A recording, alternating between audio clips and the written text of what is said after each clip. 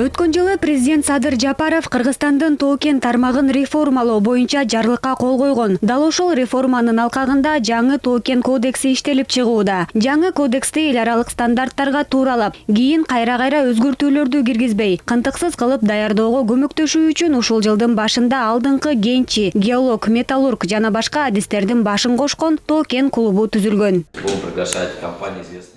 Токен клубунун демилгечилери катары бул ишти туруктуу негизде алып баралы деп жатабыз. Кийинки жыйындарыбызга дүйнөлүк ири консалтингтик компаниялардын өкүлдөрүн чыгарууга аракет кылабыз. Алардын тажрыйбаларын, негизи эле дүйнөдөгү акыркы жаңы технологиялык өзгөрүүлөр боюнча пикир алышсак, абдан пайдалуу болот деп ойлойм.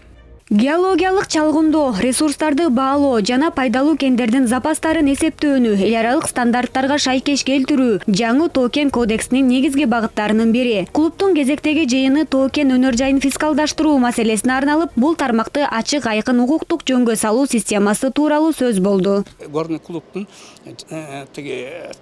заседаниясына чыгарып атабыз ушул. Анан көп вопростор налоговый тигил фискальный деп коет. Ошолорду бердик, силердин сунушуңарды белгиле деп.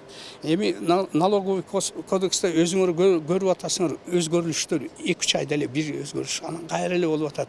Анан кодекс болсо, бул деген туруктуу тетиги биздин конституциядай болуш керек. Только токен тармагында направление бериш керек. Токен тармагына басым жасаган Түштүк Африка, Чили, Россия, Индия, Монголия сыяктуу ондогон мамлекеттер кирген Криско уюмуна кошулуу ниетин билдирип, Кыргызстан ушул жылдын апрель айында арыз жазган. Токен клубунун жыйынына Криско кеңешинин мүчөсү, уюмдун эксперти, Монголиянын мурдагы геология министри Бат Эрдене Даш дагы катышкан.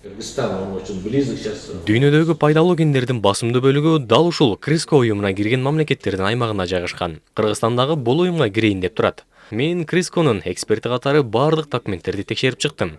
Айрым бир иштерди бүтүргөн соң Кыргызстан ушул жылы эле Криско уюмунун мүчөсү болуп калышы мүмкүн. Албетте, Кыргызстан чечкиндүү жаңыланууга барышы керек. Мыйзамдарды тууралап, технологияларын өзгөртүү керек. Кыргыз компанияларын эл аралык биржаларга чыгаруу үчүн ушунун баарын жасоо зарыл. Менимче, Кыргызстан бул багытта тездик менен баратат.